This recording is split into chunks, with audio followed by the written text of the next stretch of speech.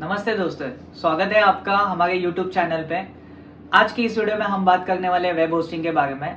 पिछली वीडियो में हमने बात की थी डोमेन नेम के बारे में कि डोमेन नेम सर्च किया कैसे जाता है, डोमेन नेम सिलेक्ट कैसे करते हैं। आज की इस वीडियो में हम बात करने वाले हैं वेब होस्टिंग के टाइप्स कौन से होते हैं, कौन सा वेब होस्टिंग आपकी कंपनी के लिए सबसे बेहतरीन होगा, वेब होस्टिंग चूज कैसे करते हैं और कौन कौन सी ऐसे सर्विस प्रोवाइडर है जो वेब होस्टिंग की बेस्ट सर्विसेज देते हैं।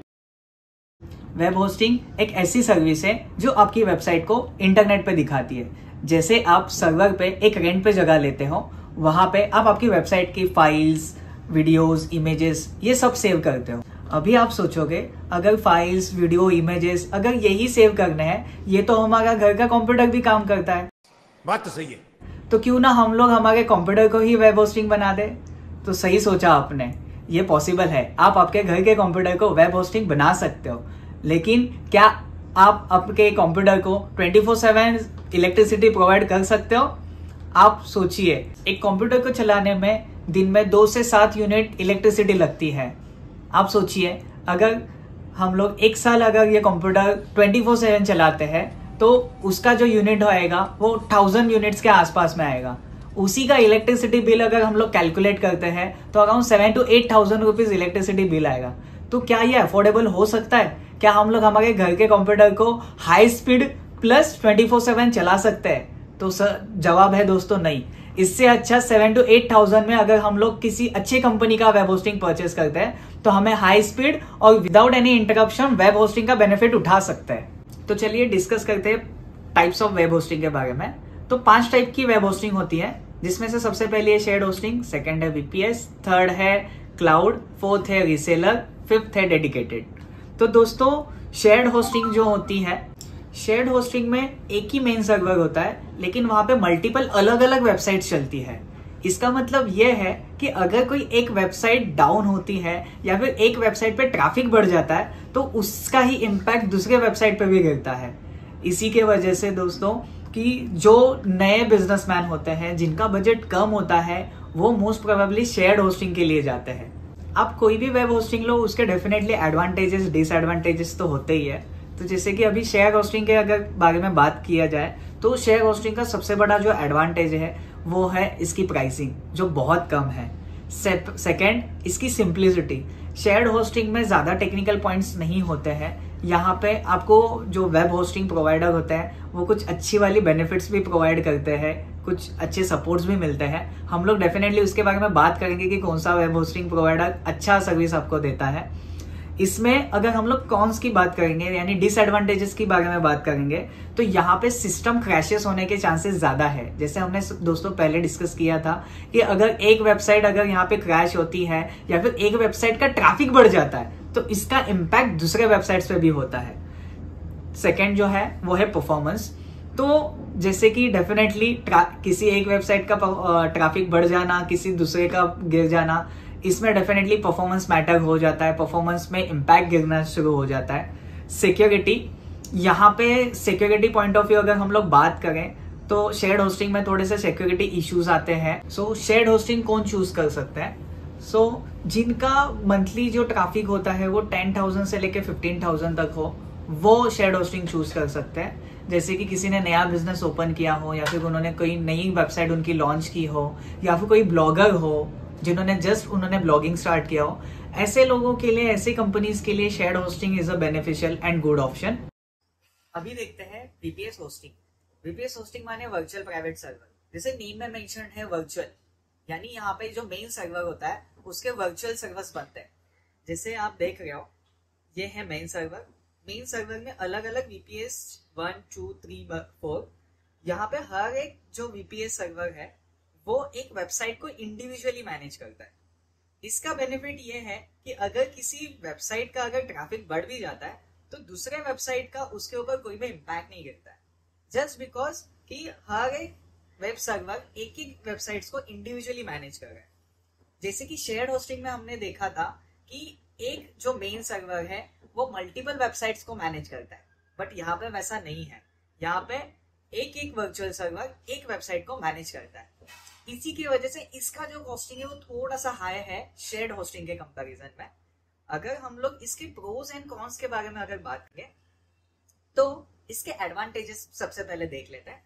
सो एडवांटेजेस जो है वो है इंक्रीज रिलायबिलिटी, यानी यहाँ पे हम लोग ट्रस्ट कर सकते हैं, इस वेब होस्टिंग के ऊपर हम लोग ट्रस्ट कर सकते हैं। क्यों कर सकते हैं? जस्ट बिकॉज कि यहाँ पे इंडिविजुअल सर्वर एक एक आपकी वेबसाइट को मैनेज करता है, इसलिए हम लोग ट्रस्ट कर सकते हैं वीपीएस सर्वर के ऊपर। उसके बाद में डेडिकेटेड रिसोर्सेस। अभी डेडिकेटेड रिसोर्सेस यानी एक एक वेब सर्वर एक वेबसाइट को मैनेज करता है, इसी के वजह से ये हमें बेनिफिट देता है। ग्रीन प्लेटफॉर्म, जैसे कि अभी हमने देखा कि जो वर्चुअल सर्वर है, यानी यहाँ पे एग्जिस्ट, यानी फिजिकली कोई सर्वर एग्जिस्ट नहीं करता है, ये वर्चुअली एग्जिस्ट करता है, तो इसी की वजह से ये ग्रीन प्लेटफॉर्म माना जाता है।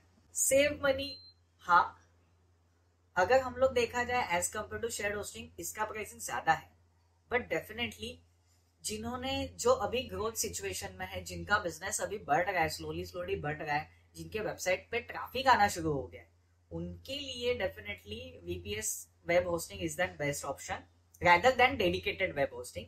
अगर मैं डिसएडवांटेजेस की बात करूं तो सर्वर मैनेजमेंट, एक इंडिविजुअल सर्वर होने की वजह से उस सर्वर को मैनेज करना पड़ता है। शेयर्ड होस्टिंग में वैसा नहीं है, शेयर्ड होस्टिंग में कैसा एक ही सर्वर होता है तो वहां पे वो मैनेज हो जाता है। टेक्निकल इश्यूज, डेफिनेटली आपको टेक्निकलिटीज थोड़ी सी यहाँ पे मालूम होना इंपॉर्टेंट है। ओएस सिलेक्शन डिफिकल्टी, या एक्चुअली देखा जाए तो इतना कोई बड़ा टास्क है नहीं, जस्ट बिकॉज की लिनक्स एंड विंडोज ये दो ऑप्शंस होते हैं वेब होस्टिंग में। तो अगर देखा जाए तो जो लिनक्स है ऑलमोस्ट यानी फ्री ऑफ कॉस्ट होता है या फिर कम रेट में मिलता है एज कम्पेयर टू विंडोज, इसी के वजह से जो ज्यादातर जो वेब होस्टिंग सर्विसेज चलती है वो लिनक्स पे ही चलती है। वीपीएस वेब होस्टिंग है वो कौन चूज कर सकता है?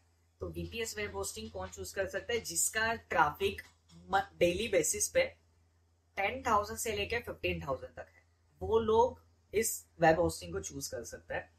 उसके बाद में जिसका बजट थोड़ा सा अच्छा खासा है, जिसको लग रहा है कि हाँ मैं स्पेंड कर सकता हूँ, वो इस वेब होस्टिंग के लिए डेफिनेटली जा सकता है। Okay. ये तो हुई दोस्तों वीपीएस वेब होस्टिंग की बात। अभी हम लोग जाते हैं डेडिकेटेड वेब होस्टिंग में। तो डेडिकेटेड वेब होस्टिंग मोस्टली जो फ्लिपकार्ट, अमेजोन, जिनके वेबसाइट पे लाखों में ट्रैफिक आता है, ये लोग mostly dedicated web hosting choose करते हैं।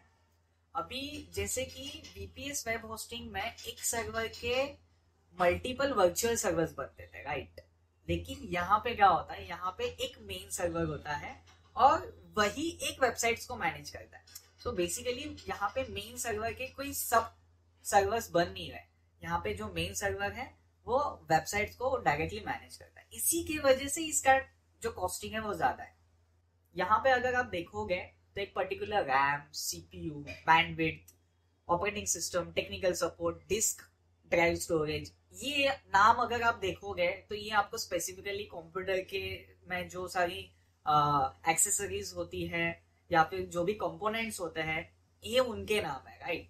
सो डेडिकेटेड वेब होस्टिंग में ये सारी चीजों का कंसिडरेशन करना पड़ता है चूज करने के लिए, कितना रैम है, कितना कैपेसिटी, कितना स्पीड देगा। मोस्ट प्रोबेबली आप और हम वीपीएस वेब होस्टिंग ही चूज करते हैं। इसके आगे क्विकली शॉर्ट में हम लोग देखेंगे कि रीसेलर वेब होस्टिंग और क्लाउड वेब होस्टिंग क्या होती है। अभी इमेजिन कीजिए एक इंडियन विजिटर है जिनको यूएस की वेबसाइट्स का एक्सेस लेना है, राइट? इंडियन विजिटर जब भी यूएस की वेबसाइट का लिंक यूआरएल में पुट करता है तो उसका रिक्वेस्ट चला जाता है इंडियन सर्वर में। इंडियन सर्वर क्या करता है, यूएस सर्वर को एक रिक्वेस्ट भेज देता है, ठीक है, और फिर उसका एक्सेस इंडियन सर्वर को मिलता है, उसके बाद में इंडियन विजिटर को देख पाता है। तो आप इमेजिन कीजिए कितना टाइम कंज्यूमिंग प्रोसेस है, राइट? तो क्लाउड होस्टिंग का मैजिक ये है कि यहाँ पे अलग अलग जो सर्वर्स है वो एक दूसरे के साथ में सिंक्रोनाइज्ड होता है। इसी के वजह से क्या होता है, अगर कोई सर्वर अगर डाउन भी हो गया, उसका इम्पैक्ट दूसरे सर्वर पे नहीं गिरता है, बिकॉज वो एक दूसरे से सिंक होते हैं, कनेक्ट होते हैं। प्लस उसका बेनिफिट ये है कि टाइम कंज्यूमिंग जो पहले जो हमने फैक्टर डिस्कस किया वो यहाँ पे होता नहीं है। तो इसी की वजह से आज के तारीख में क्लाउड होस्टिंग एक फेमस वेब होस्टिंग मानी जाती है। तो चलिए जान लेते हैं रीसेलर होस्टिंग के बारे में। रीसेलर होस्टिंग उन लोगों के लिए बेनिफिशियल है जिनको वेब होस्टिंग की सर्विसेज प्रोवाइड करनी है, यानी जिनके पास में खुद का तो वेब सर्वर है नहीं लेकिन उनको बिजनेस करना है, तो ऐसे लोग वेब होस्टिंग प्रोवाइडर के पास में जाके एक रिक्वेस्ट पुट करते हैं कि हमें एक बिजनेस शुरू करना है, आप हमें एक्सेस दीजिए। तो उसी टाइम पे वेब होस्टिंग प्रोवाइडर उनको एक्सेस देते हैं और वो हमारे जैसे एंड यूजर को इसका एक्सेस प्रोवाइड करता है। तो ये हो गया रीसेलर होस्टिंग। तो दोस्तों अगली वीडियो में हम लोग ये जानेंगे कि डोमेन नेम और वेब होस्टिंग इन दोनों को कनेक्ट कैसे करना है, और उसी के साथ हम ये देखेंगे कि वेब होस्टिंग परचेस कैसे किया जाता है। तो दोस्तों अगर ये वीडियो आपको इन्फॉर्मेटिव लगी है तो इस वीडियो को लाइक कीजिए और हमारे चैनल को सब्सक्राइब कीजिए, बिकॉज आपके लिए ये तो फ्री है लेकिन हमारे लिए यह बहुत हेल्प करता है।